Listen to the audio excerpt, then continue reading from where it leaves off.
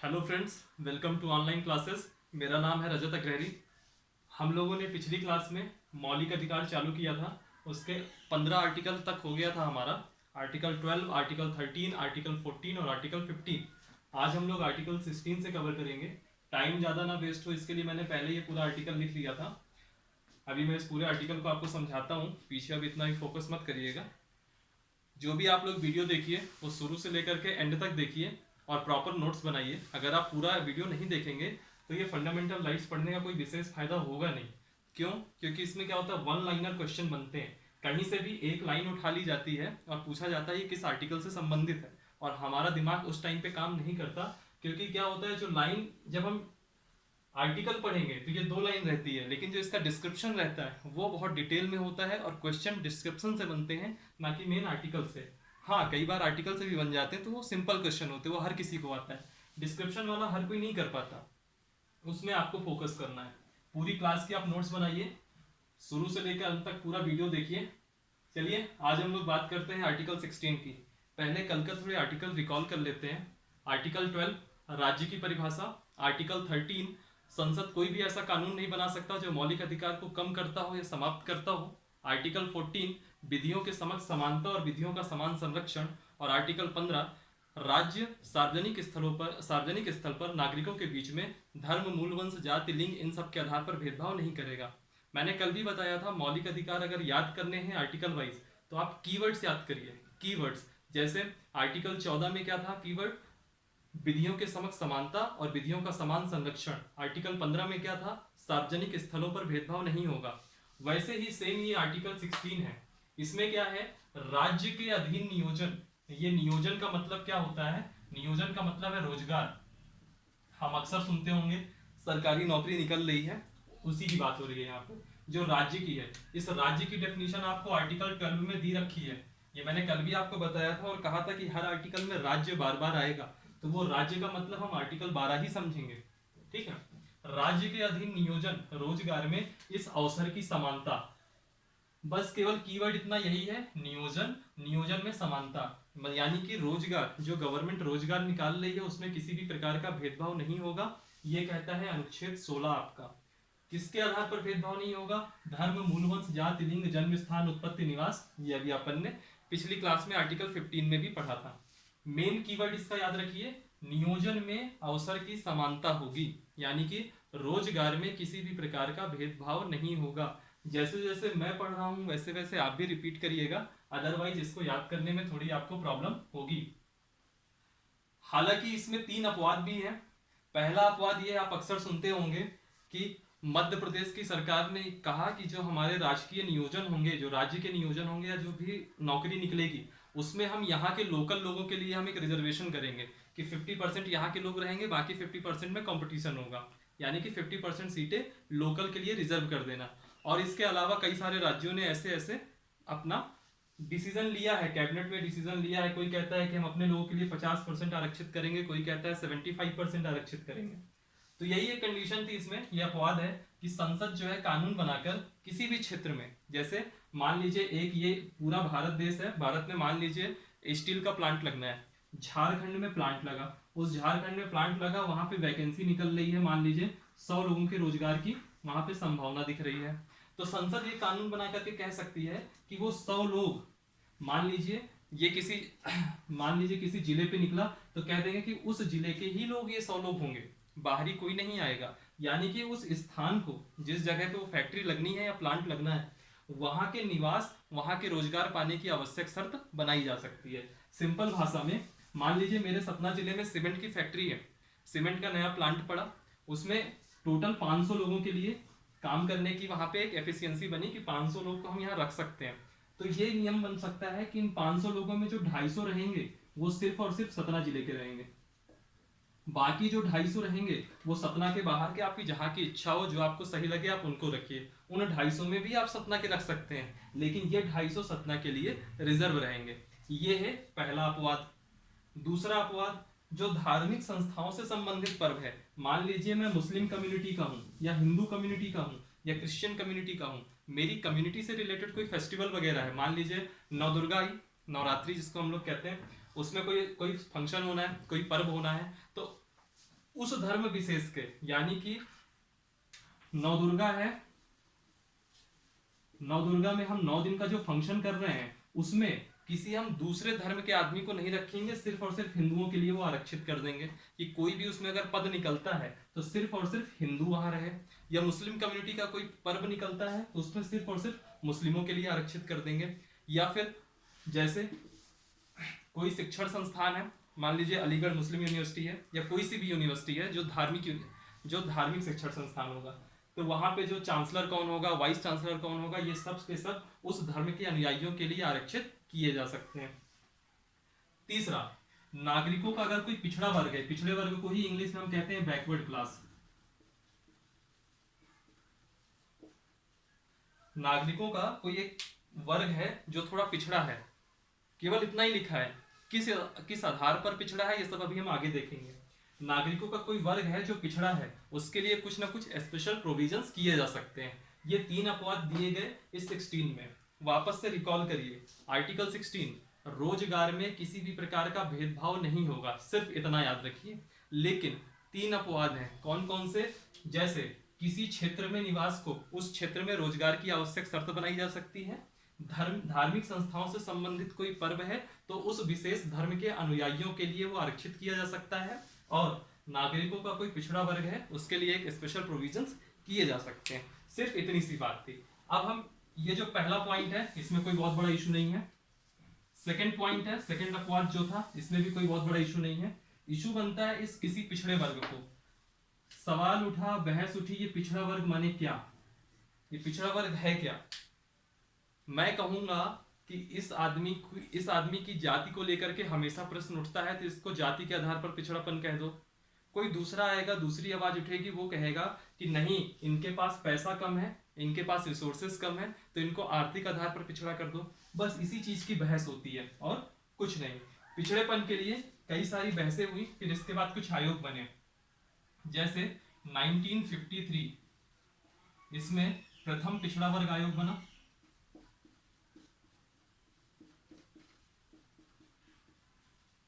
प्रथम पिछड़ा वर्ग आयोग बना। इसमें इस आयोग का नाम था कालेलकर आयोग, कालेलकर कमीशन इंग्लिश में। ये आयोग बना और ये ठंडे बस्ते में चला गया, इसका कोई विशेष, इसका कोई महत्व नहीं रहा। फिर एक आयोग बना 1979 में, 1979 में। ये आपका दूसरा पिछड़ा वर्ग आयोग था। ये बना, इस आयोग का नाम था मंडल आयोग। बहुत फेमस मंडल आयोग बना। इस मंडल आयोग के दम पर ही राजनीति चली। 1990 1991 की पूरी राजनीति ही इस आयोग के इर्द गिर्द चलती रही। उस राजनीति का नाम बहुत अच्छा रहा, मंडल बनाम कमंडल। ये राजनीति आपको याद होगी। कमंडल यानी कि हमारे भाजपा वाले उठे, और मंडल यानी कि वो क्षेत्रीय पार्टियां उठी जो जाति के आधार पर राजनीति करती थी। ये एक फैक्ट है, इसमें कोई पॉलिटिकल बात नहीं है। मंडल आयोग, इस मंडल आयोग के अध्यक्ष कौन थे? अध्यक्ष थे बीपी मंडल। ठीक है, ये 1979 में आयोग बना। इस आयोग ने अनुशंसा करी, डिबेट 2 पॉइंट में थी कि जाति के आधार पर पिछड़ापन करें या इकोनॉमिकली यानी कि आर्थिक आधार पर पिछड़ापन करें। तो मंडल आयोग ने कहा कि जो पिछड़ापन होगा वो जाति के आधार पर करिए, जाति के आधार पर करिए। और जो जाति के आधार पर पिछड़ा वर्ग बनेगा उसको हम क्या कहेंगे? अन्य पिछड़ा वर्ग। इसी को इंग्लिश में कहते हैं other backward class. Short form में जो आप लोग जानते होंगे अक्सर, ओबीसी। ठीक है, ओबीसी। और इनके लिए 27% रिजर्वेशन की बात की गई, 27% आरक्षण की बात की गई। अब आप लोग ये कहेंगे कि आरक्षण की बात जो की गई ये किस अनुच्छेद के तहत की गई? तो इसी आर्टिकल 16 में एक आर्टिकल जोड़ा गया था, article 16 clause 4A, sorry 16 clause 4A अभी बाद में जोड़ूंगा मैं। 16 क्लॉज 4, 16 क्लॉज 4 में कहा गया कि जो भी पिछड़े वर्ग थे, वही तीसरे वाला जो अपवाद था ना, उसको आधार बनाकर कि कोई भी जो पिछड़े वर्ग होगा उसके लिए विशेष प्रावधान किए जा सकते हैं। फिर बहस हुई पिछड़ा वर्ग माने क्या, तो पहले कालेलकर आयोग बना, इसकी कोई अनुशंसा कोई महत्वपूर्ण नहीं थी। फिर 1979 में द्वितीय पिछड़ा वर्ग आयोग बना, जिसका नाम था मंडल आयोग, बीपी मंडल की अध्यक्षता में। इन्होंने कहा कि जाति के आधार पर पिछड़ापन मानिए, और जाति के आधार पर जो पिछड़ापन या जो समूह बनेगा उसको कहा गया अदर बैकवर्ड क्लास, अन्य पिछड़ा वर्ग, और इनके लिए सरकारी नौकरियों में 27% आरक्षण की बात की गई। ठीक है, अब हम आते हैं 1991 और 90 की स्थिति समझते हैं क्या रही होगी। 1990 और 91 की स्थिति समझते हैं, रिजर्वेशन के पर्पज में क्या रही होगी। देखिएगा, जो हमारा संविधान है उसने अनुसूचित जाति के लिए आरक्षण की व्यवस्था करी थी, उसने अनुसूचित जनजाति के लिए आरक्षण की व्यवस्था करी थी, और इन दोनों के अलावा और किसी के लिए आरक्षण की व्यवस्था नहीं थी। मूल संविधान में 15% रिजर्वेशन था अनुसूचित जाति के लिए, शेड्यूल्ड कास्ट के लिए। ठीक है, 15% का ठीक आधा यानी कि 7.5%, 7.5% ये था अनुसूचित जनजाति के लिए, जिसको हम शेड्यूल्ड ट्राइब कहते हैं। ठीक है, ये दोनों आरक्षण किसने दिया? ये संविधान ने दिया। फिर 27% रिजर्वेशन दिया गया ओबीसी के लिए, अदर बैकवर्ड क्लास के लिए। ये किस सन में दिया गया? 1990 में दिया गया। फिर 10% और रिजर्वेशन दिया गया इकोनॉमिकली बैकवर्ड क्लास के लिए। ठीक है, जो आर्थिक आधार पर पिछड़ापन है जिनके लिए, ये दिया गया 1991 में। अब अगर हम इसको टोटल करेंगे तो ये आपका आ जाता है 59.5% रिजर्वेशन हो गया। ठीक, 59.5% रिजर्वेशन। तो अगर मैं 1991 तक की बात करूं तो 1991 तक हमारे यहाँ अगर 100 नौकरियां निकलती थी सरकारी, तो उसमें 59 से 60 नौकरी आपकी आरक्षण में चली जाती थी, क्योंकि अगर ये 0.5 है तो इसको पूरा पूरा 60 मानिए आप, तो 60 नौकरियां आरक्षण में चली जाती थी। फिर 40 के लिए सब लोग फाइट करते थे। ये उस समय की स्थिति हुई। तो बहुत सारी आवाजें उठी। अगर आप लोग कभी हिस्ट्री में देखेगा तो सुने होंगे, या फिर गूगल में कभी देखिएगा, सर्च करिएगा, तो 1990 और 1991 में एक बहुत सारे दंगे हुए, जातीय दंगे हुए, क्योंकि ये ओबीसी क्लास बनने की वजह से जो सामान्य वर्ग था और जो ये ओबीसी वर्ग था, इनके बीच में एक थोड़ी डिस्टेंस ज्यादा पैदा हुई आरक्षण के लिए। बहरहाल जब आवाजें उठेंगी मामला अदालत जाएगा, हमेशा होता है। तो इसके बाद एक बहुत ही फेमस हुआ केस, इंदिरा साहिनी बनाम भारत संघ। एक बहुत फेमस केस हुआ, इंदिरा साहिनी वर्सेस भारत संघ। ये केस कब चला? ये केस चला 1992 में।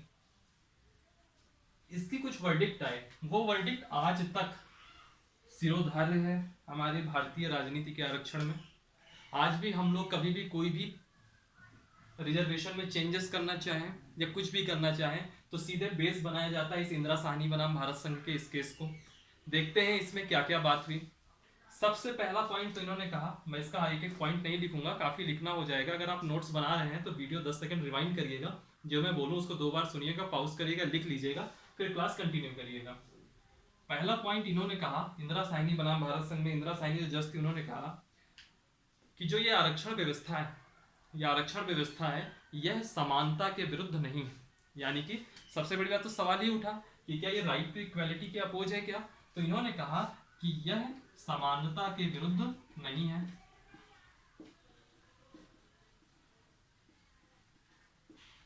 हम लोग आज भी व्हाट्सएप फॉरवर्ड वगैरह खूब आते रहते हैं, आरक्षण खत्म कर दो, हम ये वर्ग है, हम ये वर्ग है, कई सारी बातें होती हैं। तो हमको ये कहना है कि ये इंदिरा साहनी का जो ये मामला जजमेंट आया, एक मैं हूं और भी कई लोग होंगे मेरे जैसे जो आवाज उठाएंगे, यार ये तो राइट टू इक्वालिटी के अगेंस्ट है या कुछ भी ऐसा। तो हम कहेंगे कि ना मुझको संविधान की जानकारी है ना आपको संविधान की जानकारी है। संविधान की जानकारी उस सुप्रीम कोर्ट के जो जज हैं उनको रही होगी, या सुप्रीम कोर्ट में जो अधिवक्ता जो वकील गए होंगे उनको रही होगी। उन्होंने डिबेट करी और उसका जो अल्टीमेट वर्डिक्ट आया उसको हम बेस बना के अपनी बात रखने का प्रयास करेंगे। तो इस वर्डिक्ट में ही कह दिया कि आरक्षण समानता के विरुद्ध नहीं है, तो हम भी कहेंगे कि आरक्षण समानता के विरुद्ध नहीं है। दूसरा पॉइंट इन्होंने कहा, एक कॉन्सेप्ट दिया, इन्होंने एक कॉन्सेप्ट दिया। अब सवाल ये उठा कि अगर पिछड़ापन मानना है, जो अभी हम डिबेट किए थे कि मंडल आयोग ने कह दिया जाति के आधार पर पिछड़ा वर्ग मानिए, तो सवाल उठा कि जाति के ही आधार पर क्यों माने, आर्थिक आधार पर क्यों नहीं। तब इस इंदिरा साहनी वाले केस में हुआ कि हमारा जो समाज है, हमारी जो इंडियन सोसाइटी है, वहां पे सामाजिक रूप से पिछड़ापन भी है, सामाजिक पिछड़ापन भी है। आज भी अगर आप, ये 2021 चल रहा है, ये कड़वी सच्चाई है हमारे देश के जो रूरल एरिया है, वहां पे अगर आज भी आप जाएंगे तो एक जो अपर क्लास या जो एक मजबूत वर्ग है, वो अपने से निम्न वर्ग को हमेशा जातिगत सूचक शब्दों से भी प्रयोग करता है और उनका अपमान करता है। ये फैक्ट है, ये एक ऐसी सच्चाई है जिससे अपन मुंह नहीं मोड़ सकते। और ये बात मैं 2021 की कर रहा हूँ और ये मामला 1992 का है, तो सोच लीजिए उस टाइम पे कितना ये ज्यादा रहा होगा।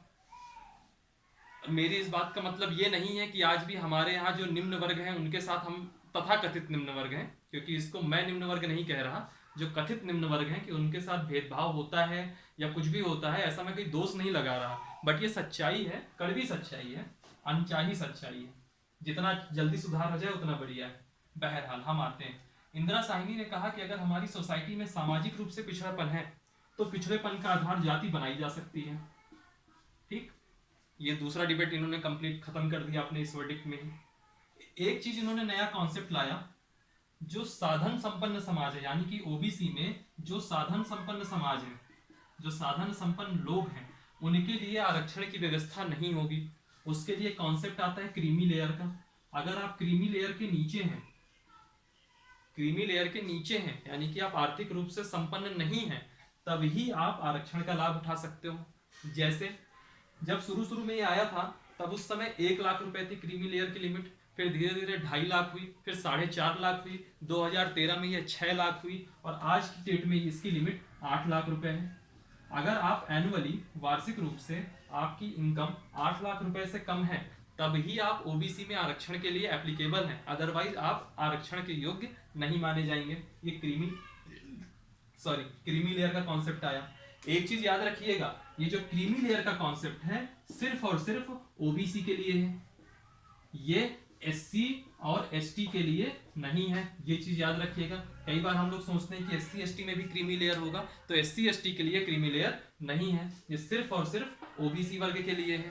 ठीक है, आगे आते हैं। ये हो गया एक पॉइंट। इन्होंने कहा कि जो मैक्सिमम रिजर्वेशन होगा वह 50% होगा, 50% से ऊपर आप रिजर्वेशन नहीं कर सकते हो। तो वैसी स्थिति में अगर आप 50% से रिजर्वेशन नहीं कर सकते, तो ऐसी स्थिति में जो 10% था इकोनॉमिकली बैकवर्ड क्लास का, उसका रिजर्वेशन खत्म किया गया। तो अब प्रेजेंट टाइम में, मतलब उस टाइम पे 49.5% रिजर्वेशन था। हालांकि बाद में अभी 10% और जुड़ता है सवर्ण समाज के लिए, जो पिछड़ा वर्ग है, तो उनके लिए फिर 59.5 हो गया। ठीक है, फिर इसके बाद एक और वर्डिक्ट दिया इन्होंने कि इस आरक्षण का न्यायिक पुनरावलोकन हो सकता है। हालांकि ये हुआ नहीं कभी, लेकिन न्यायिक पुनरावलोकन हो सकता है। इसी पुनरावलोकन की बात हो गई थी बिहार चुनाव के ठीक पहले, तो बीजेपी को अच्छा खासा झटका लग गया था। ठीक है, तो न्यायिक पुनरावलोकन हो सकता है। ये है इंदिरा साहनी बनाम भारत संघ। एक मुद्दा और आया था, इन्होंने कहा था कि पदोन्नति में आरक्षण नहीं होगा। पदोन्नति का मतलब होता है प्रमोशन, प्रमोशन में आरक्षण नहीं होगा, ये भी इनके वर्डिक्ट में था। ठीक है, ये था इंदिरा साहनी बनाम भारत संघ का केस। फिर इसके बाद हम बात करते हैं, समझते हैं कि पदोन्नति में आरक्षण है क्या, प्रमोशन, रिजर्वेशन इन प्रमोशन का मतलब क्या था। सबसे पहले मैं एक अमेंडमेंट की बात करता हूं। उस अमेंडमेंट का नाम था 77वां संविधान संशोधन। यह हुआ था आपका 1995 में। यहां पे एक आर्टिकल जोड़ा गया, आर्टिकल 16 क्लॉज 4A, और इसमें कहा गया कि रिजर्वेशन, प्रमोशन में रिजर्वेशन होगा, यानी कि पदोन्नति में आरक्षण होगा। और ये सिर्फ और सिर्फ किसके लिए था, एससी और एसटी के लिए। एससी और एसटी के लिए पदोन्नति में आरक्षण होगा, ये 77th अमेंडमेंट कहता है 1995 का, आर्टिकल 16 क्लॉज 4A में। फिर इसके बाद एक अमेंडमेंट और आता है 85वां संविधान संशोधन, ये होता है 2001 में। इसमें कहा गया कि जो पदोन्नति में आरक्षण होगा इसमें परिणामी ज्येष्ठता का नियम लागू होगा। आप लोग को ये शब्द थोड़े कठिन लग रहे होंगे, मैं इसको अभी और एक्सप्लेन करूंगा, इसका पूरा मतलब समझाऊंगा, क्योंकि बहुत सारे लोग होंगे जो बहुत साल से तैयारी कर रहे होंगे लेकिन उनको ये छोटे छोटे शब्द कभी क्लियर नहीं होते। परिणामी ज्येष्ठता का नियम, इसको कहते हैं रूल ऑफ, इंग्लिश में रूल ऑफ कॉन्जिक्वेंशियल सीनियरिटी, परिणामी ज्येष्ठता का नियम। समझते हैं परिणामी ज्येष्ठता का नियम क्या था। ठीक है, ये एक्ट हुए 77th amendment 1995, article 16 clause 4A। याद रखिएगा 1992 में इंदिरा साहनी बनाम भारत संघ का केस आ रहा है कि प्रमोशन में रिजर्वेशन नहीं होगा। 77th अमेंडमेंट हुआ 1995, आर्टिकल 16 क्लॉज 4A जोड़ा गया, कहा गया कि SC ST के लिए प्रमोशन में रिजर्वेशन होगा। फिर ऐसा क्या दिक्कत आ गई कि ये परिणामी ज्येष्ठता का नियम 2001 में लागू करना पड़ रहा है। इन 6 सालों में कुछ ना कुछ तो गड़बड़ी हुई होगी। चलिए उन गड़बड़ियों में आते हैं। सबसे पहले हम परिणामी ज्येष्ठता का नियम समझते हैं, गड़बड़ी ऑटोमेटिक समझ में आ जाएगी। परिणामी ज्येष्ठता का नियम इंग्लिश में कहते हैं रूल ऑफ कॉन्जिक्वेंशियल सीनियरिटी। देखिए समझिए, आप एक आईपीएस बने, आपने आईपीएस की एग्जाम क्लियर करी, एक और लड़का है उसने भी आईपीएस की एग्जाम क्लियर करी। एक लड़का है जनरल वर्ग का या ओबीसी वर्ग का, एक लड़का है एससी या एसटी वर्ग का। ठीक, इस लड़के का प्रमोशन होता है 10 साल में और इनका प्रमोशन होता है मान लीजिए 5 साल में। 5 साल ले लीजिए, 7 साल ले लीजिए, जो आपको सूट करे। ठीक, जनरल कैटेगरी का या ओबीसी कैटेगरी का एक आदमी सन 2000 में मान लीजिए पोस्ट पा गया deputy superintendent of police DYSP का। ठीक, फिर ये 2010 में इसका प्रमोशन हो गया मान लीजिए, और 2010 में ये एसपी बन गया। ठीक, ये आदमी 2002 में डिप्टी एसपी बनता है। तो अगर मैं इस 2000 की बात करूं, ये 2000 में डिप्टी एसपी बना जनरल कैटेगरी वाला, 2002 में डिप्टी एसपी बना ये एससी एसटी वाला। तो सुनिएगा मेरी बात को, 2002 में ये भी डिप्टी एसपी, लेकिन सीनियर कौन है? सीनियर ये है क्योंकि ये 2 साल सीनियर है उनसे, ये इनकी 2 साल बाद पोस्टिंग हुई थी। 10 साल बाद 2010 में ये एसपी बना, इनके 10 साल बाद 2012 में, सॉरी इनके 7 साल बाद 2009 में ये डिप्टी एसपी बन गया। डिप्टी एसपी से इनका प्रमोशन होकर के ये एसपी बन गया। ठीक है, लेकिन इनका प्रमोशन तो 7 साल में होना था, ये 2009 में एसपी बन गया। तब ये बताइए, ये 2009 में एसपी बन जाता है, ये 2010 में एसपी बनता है, यानी कि ये 1 साल सीनियर हो गया अब इनसे, मतलब पोस्ट में 1 साल पहले इनको बड़ी पोस्ट मिल गई, तो अब ये सीनियर बनेंगे। पहले केस में ये सीनियर है, इस केस में ये सीनियर हो गए। ठीक, फिर इसके बाद एक ऐसी कंडीशन आती है, मान लीजिए 2020 आता है, 2020 में ये आईजी बनते हैं, या कुछ ऐसी कंडीशन आ जाए कि 2009 में एसपी हैं, ये डीआईजी बनते हैं, ये भी डीआईजी बनते हैं प्रमोशन के बाद। मान लीजिए कि ये प्रमोशन इनका प्रमोशन होता है 2015 में हो गया, मान लीजिए प्रमोशन, डीआईजी बन गए मान लीजिए मोटा माटी। ये भाई साहब बनते हैं 2000,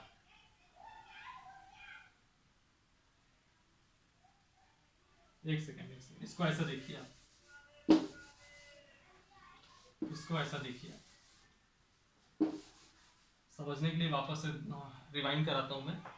सन 2000 में ये डिप्टी एसपी, सन 2002 में ये डिप्टी एसपी, 10 साल में इनका प्रमोशन हो, मान लीजिए पहले इनका 7 साल में प्रमोशन होता है, 2009 में ये बन गए एसपी। ठीक, तो सन 2000 में ये सीनियर है, सन 2009 में ये एसपी बन गए, और ये 2009 में अभी भी क्या है, ये डिप्टी एसपी है, तो यहाँ पे अभी ये सीनियर हो जाएंगे। क्यों? क्योंकि ये डिप्टी एसपी है, ये एसपी है। फिर 10 साल बाद तो इनका प्रमोशन होना था, तो 2010 में ये बन गए एसपी, और ये 2010 में ये भी एसपी है। अब यहाँ पे बैच की बात आएगी, बैच की वजह से वापस ये सीनियर हो गए। यानी कि समय के साथ कभी ये सीनियर हो रहे हैं, फिर कभी ये सीनियर हो रहे हैं, फिर कभी ये, फिर कभी ये। ठीक है, तो इसी के तो इसमें क्या होता है, कई बार इससे क्या होती है, व्यवस्था का संचालन सही से नहीं हो पाता है। आज मैं सीनियर हूँ, कल वो सीनियर है, फिर मैं सीनियर हो जाऊँ, तो ये व्यवस्था का संचालन नहीं होगा। तो इसके लिए परिणामी ज्येष्ठता का नियम आया। परिणामी ज्येष्ठता का नियम कहता है कि अगर 2009 में ये एसपी बन गए और ये सीनियर हो गए, तो अब ये यही सीनियर रहेंगे, भले चाहे 2010 में ये फिर एसपी बन जाए। ये है परिणामी ज्येष्ठता का नियम। समझिएगा, मुझे लगता है कि थोड़ा कंफ्यूजन जो बीच में क्रिएट हो गया, इसकी वजह से शायद समझने में थोड़ी दिक्कत हुई हो। मैं वापस से रिपीट करता हूँ। एक जनरल का व्यक्ति है, सामान्य वर्ग का, उसका 10 साल में प्रमोशन होता है। एक SC ST वर्ग का है, उसका 7 साल में प्रमोशन होता है। सन 2000 में इस जनरल वाले ने अपनी IPS की एग्जाम निकाली, इसकी डिप्टी एसपी के रूप में पोस्टिंग हुई। सन 2002 में इस अनुसूचित जाति के लड़के ने भी IPS की एग्जाम निकाली, इनकी भी पोस्टिंग डिप्टी एसपी के रूप में हुई। सन 2002 की कंडीशन में देखेंगे, चूंकि इनकी पोस्टिंग 2 साल पहले हुई है, तो ये सीनियर माने जाएंगे। ठीक, इनका प्रमोशन 7 साल में हो जाता है, तो 2009 में ये डिप्टी एसपी से एसपी बन गए। लेकिन इनका प्रमोशन चूंकि 10 साल में होता है, तो 2009 में अभी ये डिप्टी एसपी ही है। तो अगर ये डिप्टी एसपी है 2009 में, और ये 2009 में एसपी बन गए, तो यानी कि अब ये सीनियर हो गए, एसपी बड़ी पोस्ट है। ठीक 1 साल बाद चूंकि इनका 10 साल पूरा हो जाता है, तो 2010 में ये एसपी बन जाते हैं। चूंकि इनकी ज्वाइनिंग 2000 की थी और इनकी ज्वाइनिंग 2002 की है, तो इसकी वजह से अब कौन सीनियर कहलाएगा? ये जनरल वर्ग वाला। तो इससे क्या होता है, जो हमारा व्यवस्था संचालन है उसमें थोड़ी गड़बड़ी आती है। तो उससे निपटने के लिए एक नियम लाया गया, परिणामी ज्येष्ठता का नियम, जो कि मैंने अभी आपको बताया 85वें संविधान संशोधन से आया 2001 में, परिणामी ज्येष्ठता का नियम। और परिणामी ज्येष्ठता का नियम कहता है कि अगर 2009 में ये बंदा सीनियर हो गया है, तब आगे पूरी जॉब में यही आदमी सीनियर रहेगा। ये कहा गया और कुछ नहीं। ये है परिणामी ज्येष्ठता का नियम। ठीक है, मुझे लग रहा है कि आर्टिकल 16 थोड़ा हैवी पड़ेगा, यकीन मानिए, एक ही 16 हैवी पड़ेगा। आज की क्लास थोड़ी लंबी रहेगी, थोड़ी कठिन चीजें ज्यादा आएंगी, कॉन्सेप्चुअल चीजें ज्यादा आएंगी, लेकिन हमको यही कठिन चीजें पढ़नी है ताकि सिलेक्शन हो। अदरवाइज इजी चीजें पढ़ने से सिलेक्शन होने लगता, तो फिर क्या कहने थे। जैसे हम आर्टिकल 15 में देखे थे, अशोक कुमार ठाकुर बनाम एक मामला आया जिसमें कहा गया कि ये सब चीजें समानता के विरुद्ध नहीं है। वैसे ही इसमें भी एक केस आएगा, एम नागराज बनाम भारत संघ। ये मामला आएगा, ये मामला रहेगा आपका एम नागराज बनाम भारत संघ। और इस मामले में जो 3 चीजें एग्जामिन होंगी, ये 2007 का मामला है। ठीक है, 2007 का मामला है। इसमें 3 चीजें एग्जामिन होंगी। पहला, 77वां संविधान संशोधन, 77th अमेंडमेंट। दूसरा, 85th अमेंडमेंट। तीसरा, आर्टिकल 16 क्लॉज 4 परिणामी ज्येष्ठता का नियम। इन तीनों चीजों पे फिर वर्डिक्ट आता है सुप्रीम कोर्ट का इस मामले में, एम नागराज बनाम भारत संघ में, कि ये तीनों चीजें समानता के विरुद्ध नहीं है, सही है। ठीक, लेकिन जो रिजर्वेशन इन प्रमोशन है, उसके लिए सुप्रीम कोर्ट ने यहां कहा कि 3 कंडीशन फॉलो होनी चाहिए, तभी आप प्रमोशन होगा, अदरवाइज नहीं होगा। कौन कौन सी 3 कंडीशन दे दी? पहला, पिछड़ापन, वो समाज उस जगह पे उस राज्य में पिछड़ा होना चाहिए। दूसरा, अपर्याप्त प्रतिनिधित्व, इसको मैं भी बताता हूं कैसे। अपर्याप्त प्रतिनिधित्व। और तीसरा और लास्ट पॉइंट है प्रशासनिक दक्षता।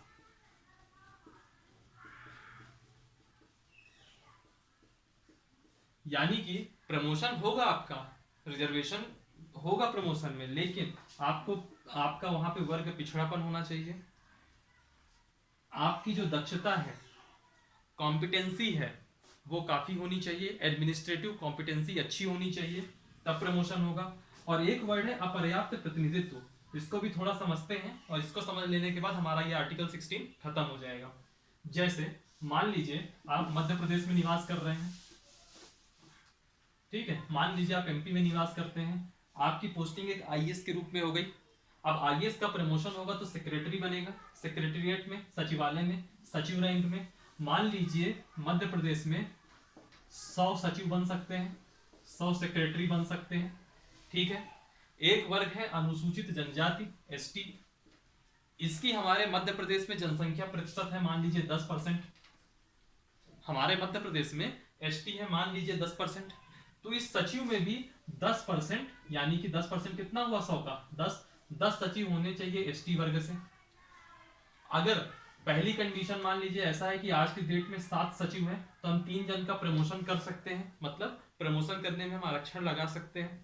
लेकिन ये एक आधार है, 2 आधार और होने चाहिए। पिछड़ापन तो है ही क्योंकि अनुसूचित जनजाति है, लेकिन प्रशासनिक दक्ष भी होना चाहिए। ऐसा नहीं है कि कॉम्पिटेंसी नहीं है अभी आपकी, अभी आप सिर्फ डीएम बनने लायक हैं लेकिन आपको जबरदस्ती सेक्रेटरी बना दिया जाए, ऐसा भी नहीं है, ठीक है। और मान लीजिए कोई दूसरी कंडीशन है कि अभी मान लीजिए 10 या 12 या 14 कुछ भी कितने भी करके अभी सचिव बने हुए हैं, यानी कि 10% जो प्रतिनिधित्व होना चाहिए उससे ज्यादा है या उतने भी हैं, तो फिर प्रमोशन में किसी भी प्रकार का रिजर्वेशन लागू नहीं होगा। सिंपल सी बात ये थी आर्टिकल 16। मुझे पता है कई लोग ऐसे भी होंगे जो पहले तैयारी करते रहे होंगे, उनको लगता रहा होगा 16 तो एक ही लाइन का था कि रोजगार में सरकार भेदभाव, राज्य भेदभाव नहीं करेगा, लेकिन इतना नहीं है, उसके आगे बहुत कुछ है। ये सब चीजें ब्रॉड में आपको पढ़नी ही पड़ेगी। बहरहाल यहां से आर्टिकल 16 खत्म होता है, ठीक है। इसमें अब एक चीज और है, आरक्षण का पक्ष क्या है, आरक्षण का विपक्ष क्या है, ये सब चीजें हैं। आर्थिक आधार पर आरक्षण होना चाहिए क्या, ये सब चीजें डिबेट के मुद्दे हैं। ये सब हम देखेंगे मेंस वाली क्लास में, फिलहाल तो अभी नहीं देखेंगे, ठीक है। आज की क्लास मेरे ख्याल से आर्टिकल 16 में ही काफी हो गई, फिर भी अभी मैं इसको अभी और एक्सटेंड करूंगा, थोड़ी लंबी चलेगी, 15-20 मिनट की और क्लास चलेगी। अब हम आते हैं आर्टिकल 17 में। आर्टिकल 17 कहता है अस्पृश्यता, अनटचेबिलिटी, अस्पृश्यता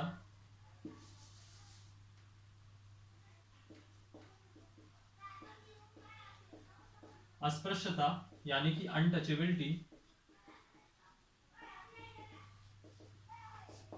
विधि के अनुसार, विधि यानी कानून के अनुसार दंडनीय अपराध है, दंडनीय अपराध होगी। कई बार अक्सर क्वेश्चन में पूछ लेता है अस्पृश्यता निषेध है, यह किस आर्टिकल में कहा गया है, तो आर्टिकल 17 में कहा गया है, ठीक है। ये है आर्टिकल 17। मैंने आपको पहले लेक्चर में बताया था जब पॉलिटी का इंट्रो किया था कि 2 शब्द होते हैं, एक होता है कॉन्स्टिट्यूशन यानी कि संविधान और दूसरा होता है पॉलिटी यानी कि राज व्यवस्था। ये संविधान ने कह दिया, लेकिन क्या इससे अस्पृश्यता दूर हो गई, आप कहोगे नहीं। तो कैसे दूर की जाए, तो एक एक्ट आता है, संसद ने बनाया, अस्पृश्यता निवारण अधिनियम। हालांकि इसका नाम अब बदल गया, सिविल अधिकार संरक्षण अधिनियम हो गया है, बहरहाल अभी उसमें नहीं जाते हैं। अस्पृश्यता निवारण अधिनियम 1955, इसको पारित किया किसने, संसद ने। और यही जो मुद्दा बना जिसको हम कहते हैं पॉलिटी में, ये मैंने पहली क्लास में ही बताया था, और ये आर्टिकल है, ये कहलाता था आपका कॉन्स्टिट्यूशन में। बहरहाल अभी हमको ये नहीं समझना है, अभी हमको सिर्फ और सिर्फ आर्टिकल 17 समझना है। 17 का कीवर्ड क्या हुआ, हर आर्टिकल का अपने को कीवर्ड चाहिए, तो इसका कीवर्ड हुआ आपका अस्पृश्यता, अनटचेबिलिटी, ठीक है। ये इसमें क्या था कि अनटचेबिलिटी को स्पष्ट नहीं किया गया था। अनटचेबिलिटी माने क्या, अनटचेबिलिटी की डेफिनेशन नहीं बताई गई थी। तो इस अधिनियम के अंदर अस्पृश्यता को स्पष्ट किया गया, कहा गया जाति सूचक शब्दों का इस्तेमाल करना, किसी को जाति सूचक शब्द कह करके उसको अपमानित करना, ये सब अस्पृश्यता का ही भाग रहेगा। इसी में सजा का भी प्रावधान है कि अगर कोई भी अस्पृश्यता या अनटचेबिलिटी करता है तो उसके लिए सजा का भी प्रावधान इसी में किया गया है। और कहा गया, इसी में कहा गया कि अस्पृश्यता एक संज्ञेय अपराध है। बहुत लोग कह रहे होंगे संज्ञेय का मतलब क्या होता है, इसको कहते हैं कॉग्निजिबल ऑफेंस,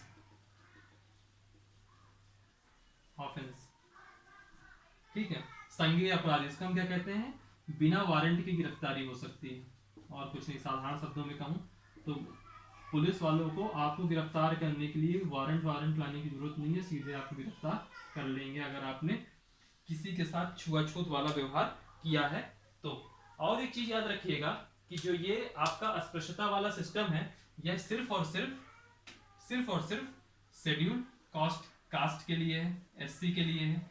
बहुत लोग गलत फहमी में आ जाते हैं और इसको एसटी के लिए भी मान लेते हैं, शेड्यूल ट्राइब अनुसूचित जनजाति के लिए भी मान लेते हैं, लेकिन ये अस्पृश्यता सिर्फ और सिर्फ ओनली फॉर शेड्यूल कास्ट, ठीक है, अनुसूचित जाति के लिए है। ये था आर्टिकल 17।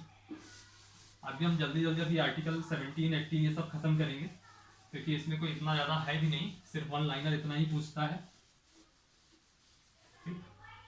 बात करेंगे अनुच्छेद 18 का। अनुच्छेद 18 कहता है यह उपाधियों का निषेध करता है। उपाधियों का निषेध यानी कि ये उपाधि के अगेंस्ट है। यानी कि जैसे पहले नहीं होता था, महाराज अधि महाराज ये आ रहे हैं, महाराजा फैलाना आ रहे हैं, महाराजा ठिकाना आ रहे हैं।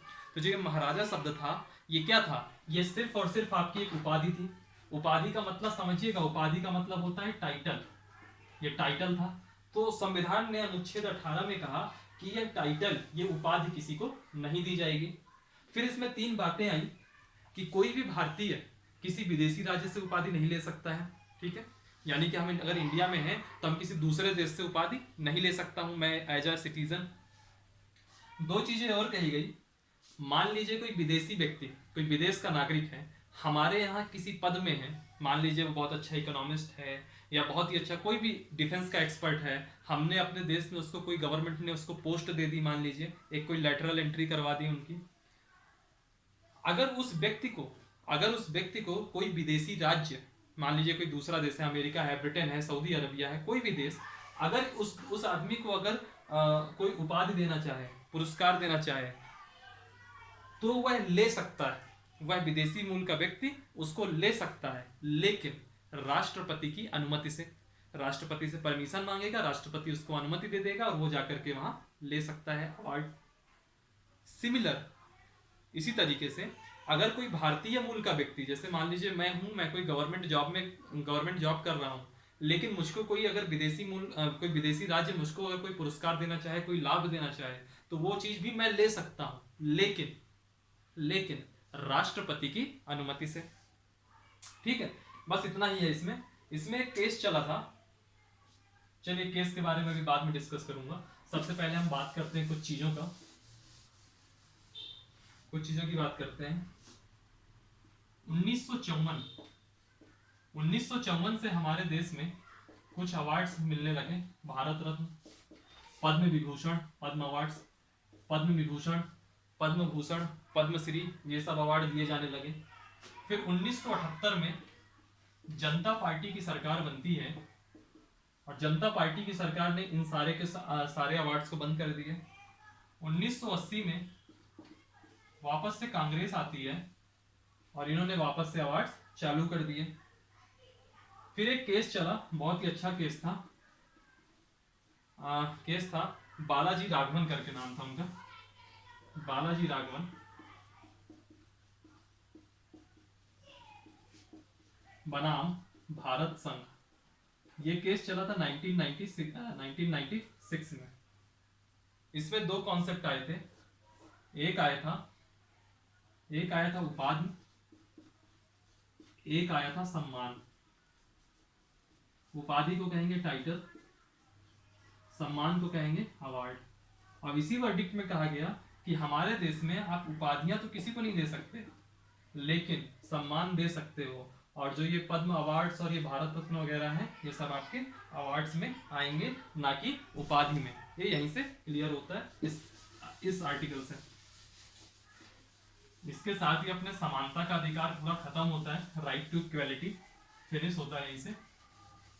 फिर मौलिक अधिकार का जो अगला है, स्वतंत्रता का अधिकार, राइट टू फ्रीडम, उस पे आते हैं। स्वतंत्रता का अधिकार, राइट टू फ्रीडम, इसमें कौन कौन से आर्टिकल आएंगे, सबसे पहले इसकी बात करते हैं। तो आर्टिकल 19 आएगा, 20 आएगा, 21 आएगा, 21A आएगा और 22 आएगा। इतने आर्टिकल आएंगे। हमको सब आर्टिकल को देखना है। सबसे पहले हम बात करेंगे आर्टिकल 19 की। आर्टिकल 19 में क्या था कि जो मूल संविधान था उसमें आर्टिकल 19 में 7 प्रकार की स्वतंत्रताएं दी गई थी। 7 प्रकार की स्वतंत्रताएं थी। फिर मैंने आपको एक क्लास में बताया था, जिस दिन मैंने कल की क्लास में मैंने बताया था 44वां संविधान संशोधन होता है 1978 में, और इसी के साथ article 19 clause 1 sub clause F को समाप्त कर दिया जाता है, निरसन हो जाता है इसको समाप्त कर देते हैं। इसको यहाँ से उठा करके आर्टिकल 300A में लेके जाते हैं, संपत्ति के अधिकार वाले में। तो जब ये article 19 clause 1 sub clause F समाप्त होता है तो आज की डेट में कितने प्रकार की स्वतंत्रता है आर्टिकल 19 में? 6 प्रकार की। यही 6 प्रकार की जो स्वतंत्रताएं हैं इनको हमको पूरा का पूरा देखना है, पूरा का पूरा इनको देखना है। सबसे पहले हम बात करेंगे article 19 clause 1 sub clause A. ये कहता है, पहली स्वतंत्रता है ये, विचार एवं अभिव्यक्ति की स्वतंत्रता।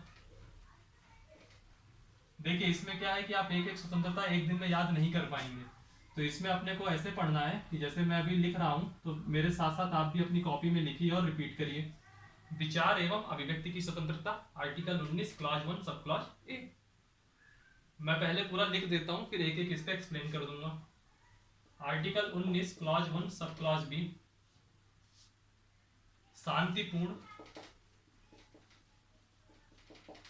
एवं शस्त्र रहित सम्मेलन करने की स्वतंत्रता।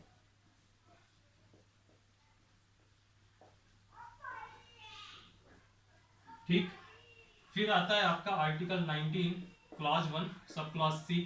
ये कहता है संगठन बनाने एवं सहकारी संस्था बनाने की स्वतंत्रता।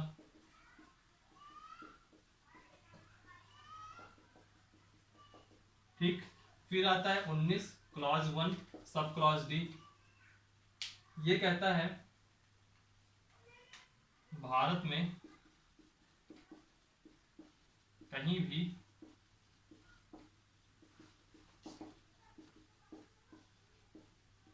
आने जाने की स्वतंत्रता। फिर है 19 क्लॉज 1 सब क्लॉज ई। ये कहता है भारत में कहीं भी निवास करने एवं बस जाने की स्वतंत्रता।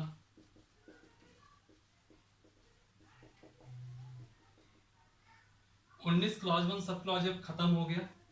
19 क्लॉज 1 सब क्लॉज जी लास्ट आता है और ये कहता है कोई भी पेशा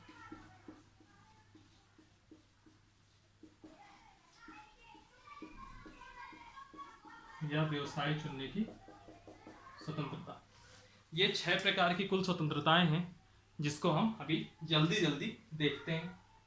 क्या है ये स्वतंत्रताएं देख लेंगे, फिर इसमें हर एक में कुछ लिमिटेशन वगैरह है वो अपन नेक्स्ट क्लास में कर लेंगे, क्योंकि मैं नहीं चाहता कि 55 मिनट से ऊपर लेक्चर जाए। ठीक है। 19 क्लॉज 1 सब क्लॉज ए, इसमें है विचार एवं अभिव्यक्ति की स्वतंत्रता। जब मैंने आपको प्रस्तावना में बताया था 5 प्रकार की स्वतंत्रताएं, विचार, अभिव्यक्ति, विश्वास, धर्म, उपासना, तो वहां पे मैंने विचार और अभिव्यक्ति के बारे में थोड़ी चर्चा करी थी। आज फिर करता हूँ। जनवरी खत्म होने वाली है, आज से खत्म हो जाएगी, कल से फरवरी आ जाएगी। प्यार का महीना है, प्यार का हफ्ता तो आता ही आता है। उसमें एक दिन आता है वैलेंटाइन डे, बहुत फेमस दिन है प्रेमियों के लिए। तो उस वैलेंटाइन डे पे कई लोग जो ये वीडियो देख रहे होंगे उनमें से कई लोगों की इच्छा होगी, कई लोगों को कुछ ना कुछ बोलने की। तो जो इच्छा है, जो विचार आपके मन में आ रहे हैं, जो आप उस किसी लड़की या कोई लड़की किसी लड़के के लिए जो कुछ सोच रही होगी, मैं बहुत लाइट मोड पे बोल रहा हूँ, इसको बहुत सीरियस मत लीजिएगा, सिर्फ समझने के लिए है।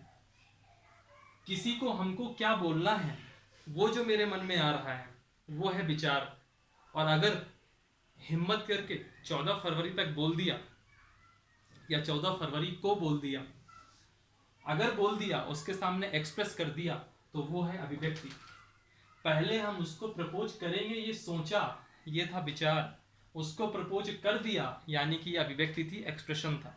ठीक है, तो हमारे संविधान हमको मौलिक अधिकार के अंतर्गत आर्टिकल 19 में 19 क्लॉज 1 सब क्लॉज ए में हम किसी भी कोई सा भी विचार ले आए उसकी, और उस विचार को हम अभिव्यक्त कर सके, एक्सप्रेस करें, ये आंतरिक क्रिया हो गई, और अभिव्यक्ति बाह्य क्रिया हो गई, इसकी हमको स्वतंत्रता देता है। हालांकि ये स्वतंत्रता इतनी आसानी से नहीं मिलती है, इसमें 8 तरीकों की सीमाएं हैं। 8 तरीकों की सीमाएं, जैसे राज्य की प्रभुता और अखंडता, भारत देश की सॉवरेंटी को कोई खतरा ना हो आपके विचार और आपके अभिव्यक्ति से, और भारत देश की अखंडता, इंटीग्रिटी को कोई खतरा ना हो। फिर राज्य की सुरक्षा, देश की सुरक्षा में किसी भी प्रकार का कोई प्रश्न चिन्ह ना खड़ा हो। तीसरा, विदेशी राज्यों के साथ मैत्रीपूर्ण संबंध बने रहें। ऐसा नहीं कि मैं कुछ भी अभिव्यक्त कर रहा हूं और कोई विदेशी राज्य है उसके साथ मेरी अभिव्यक्ति की वजह से भारत देश के कोई संबंध खराब हो रहे हों। चौथा, लॉ एंड ऑर्डर, कानून व्यवस्था, ऐसा ना हो कि मेरे किसी एक्सप्रेशन से या मेरे किसी विचार से लॉ एंड ऑर्डर की सिचुएशन खराब हो जाए। पांचवा, सदाचार, सदाचार का उल्लंघन ना होने पाए। छठवां, न्यायालय की अवमानना ना हो, ऐसा ना हो कि न्यायालय ने कोई वर्डिक्ट दिया, मुझको पसंद नहीं आया तो मैंने उसकी अवमानना कर दी और कह दी नहीं नहीं ये तो मेरी अभिव्यक्ति थी, ऐसा नहीं हो सकता। छठा, मानहानि, मैं कभी भी इतना भी अभिव्यक्ति में बह ना जाऊं कि किसी के बारे में कुछ भी उटपटांग बोल दूं और कह दूं नहीं नहीं ये तो फ्रीडम ऑफ एक्सप्रेशन है। ठीक है। सातवां क्या, ये मेरे ख्याल से 8वां ही होगा, आपराधिक उद्दीपन, यानी कि ऐसा ना हो कि मेरे विचारों से लोग सामने जो सुन रहे हैं वो अपराध करने के लिए उकसाए जाएं, यानी कि अपराध के लिए उकसाना। ये सब 8 लिमिटेशन थी जो मैंने अभी आपके सामने बताई। ठीक है, ये लिमिटेशन लगी हुई है इस फ्रीडम में, लेकिन विचार और अभिव्यक्ति की स्वतंत्रता है, ये मौलिक अधिकार में article 19 clause 1 sub clause A में संविधान कहता है। ठीक, अगला ये article 19 clause 1 sub clause B, शांतिपूर्ण और शस्त्र रहित सम्मेलन करने की स्वतंत्रता। मान लीजिए मैं हूं, मुझको अपने क्षेत्र में कोई चीज पसंद नहीं आ रहा, कुछ काम, तो मैं शांति से, शांतिपूर्ण तरीके से, बिना हो हल्ला मचाए, मतलब उसके भी तरीके हैं, आप प्रदर्शन करिए, आप धरना रखिए, ये सब करिए, लेकिन उससे आप लॉ एंड ऑर्डर को मत खराब करिए। और शस्त्र रहित, ये नहीं कि हम तलवार लेके पहुंच गए, नहीं, शांतिपूर्ण शस्त्र रहित। इसका सबसे बड़ा एग्जाम्पल है, हिस्ट्री में पढ़ेंगे तो गांधी जी, वर्तमान में देखेंगे तो जो अन्ना हजारे ने किया था 2012-13 में। बहरहाल, शस्त्र रहित सम्मेलन करने की स्वतंत्रता, इसमें भी 2 प्रकार की लिमिटेशन है। पहली, भारत देश की प्रभुता और अखंडता में कोई सवाल ना हो, किसी भी प्रकार की कोई तकलीफ ना हो। दूसरी, लोक व्यवस्था, जन व्यवस्था खराब नहीं होनी चाहिए। ठीक है। फिर 19 क्लॉज 1 सब क्लॉज सी में तीसरी प्रकार की स्वतंत्रता है, संगठन बनाने, हम कोई सा भी अपना ऑर्गेनाइजेशन बना सकते हैं। और सहकारी संस्था, याद रखिएगा ये मूल संविधान में नहीं था। सहकारी संस्था का मतलब क्या होता है, कई सारे 8-10 लोगों का हम एक ग्रुप बना ले और एक संस्था बना ले जो मिल करके काम करे, वो होती है सहकारी संस्था। यह मूल संविधान में नहीं था, ये बाद में जोड़ा गया है। ठीक है, इसको बनाने की स्वतंत्रता, इसमें भी आपका 3 प्रकार की लिमिटेशन है। देखिए, इसमें आपकी 8 प्रकार की लिमिटेशन है, इसमें आपकी 2 प्रकार की है, इसमें 3 प्रकार की है, बाकी सब में 2 प्रकार की लिमिटेशन होंगी। ठीक है, इसमें 3 प्रकार की क्या है, सबसे पहले प्रभुता और अखंडता, इसमें किसी प्रकार का कोई प्रश्न चिन्ह नहीं होना चाहिए। लोक व्यवस्था, ये 2 तो पहले वाले का ही सेम पॉइंट है। और तीसरा है सदाचार। ठीक है। 19 clause 1 sub clause D, Bharat में कहीं भी आने जाने की स्वतंत्रता, मुझको यहाँ से कहीं भी जाना है, एमपी में हूँ मैं, यूपी जाना चाहता हूँ, बिहार जाना चाहता हूँ, छत्तीसगढ़ जाना चाहता हूँ, राजस्थान जाना चाहता हूँ, कर्नाटक जाना चाहता हूँ, तमिलनाडु जाना चाहता हूँ, असम जाना चाहता हूँ, जम्मू जाना चाहता हूँ, मैं कहीं भी जाना चाहता हूँ, तो मुझे कहीं भी आने जाने की स्वतंत्रता हो। 2 चीजों का इसमें भी है, 2 चीजें इसमें भी है। पहला, सार्वजनिक हित, सार्वजनिक हित, ऐसा नहीं कि मेरे जाने से वहां कुछ व्यवस्था खराब होती है तो उस कंडीशन में मुझको रोका जा सकता है। दूसरा, जनजातियों का हित, जब मैं आपको नॉर्थ ईस्ट में पढ़ाऊंगा इंटरनल सिक्योरिटी में, वहां देखूंगा कुछ राज्य ऐसे हैं जहां हमको परमिट लेनी पड़ती है। ठीक है, ये दो जो है ऑब्जेक्शन इसमें लगे हैं, लिमिटेशन। फिर है 19 क्लॉज 1 सब क्लॉज ई, भारत में कहीं भी निवास करने और बस जाने की स्वतंत्रता। हम भारत में कहीं भी रह सकते हैं, कोई भी हमसे सवाल नहीं पूछ सकता, लेकिन वही जो दो लिमिटेशन इसमें थी वो इसमें भी होगी। पहला सार्वजनिक हित और दूसरा जनजातियों का हित। लास्ट, कोई भी पेशा या व्यवसाय चुनने की स्वतंत्रता। अब ऐसा नहीं है कि मैंने इंजीनियरिंग की डिग्री नहीं ली है और मैं कोई इंजीनियरिंग वाला काम करना चाहता हूँ, क्योंकि ये आर्टिकल सुनते ही बहुत सारे झोला छाप डॉक्टर खुश हो जाएंगे कि भले ही हमने मेडिकल की डिग्री नहीं ली लेकिन हम डॉक्टर बन जाए। ऐसा नहीं, इसीलिए इसमें दो प्रकार की इसमें भी लिमिटेशन लगी है, दो प्रकार की। कौन कौन सी? कि किसी भी पेशे पर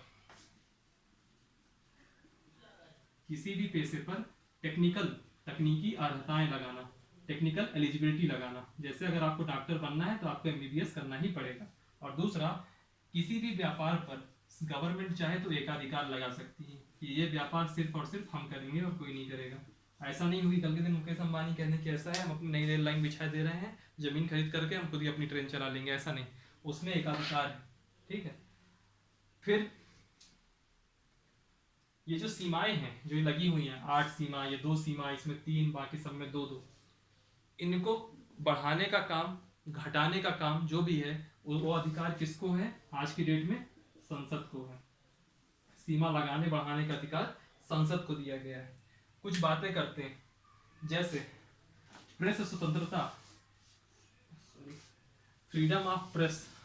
फ्रीडम ऑफ प्रेस एक केस हुआ था बहुत अच्छा, इंडियन एक्सप्रेस पेपर बनाम भारत संघ। इंडियन एक्सप्रेस बनाम भारत संघ, उसके अंतर्गत कहा गया था, ये कब हुआ था? ये हुआ था 1985 में।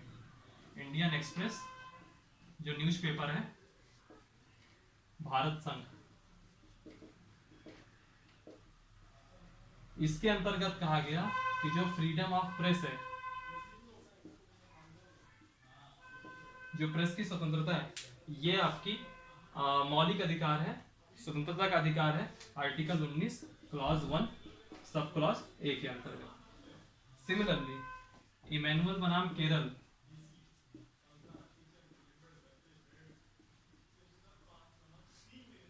इमैनुअल बनाम केरल, इसको अपन क्या करेंगे आगे की क्लास में कंटिन्यू करते हैं। क्लास की लेंथ बहुत लंबी हो जाएगी। वीडियो को लाइक करिए, सब्सक्राइब करिए, कमेंट करिए, और जो भी क्वेरीज हो आप पूछ सकते हैं। डिस्क्रिप्शन में पूरे टेलीग्राम वगैरह की लिंक होगी, उसको ज्वाइन कर लीजिएगा, वो आपकी करंट अफेयर्स के लिए काम आएगी। Thank you. हंसते रहिए और पढ़ते रहिए।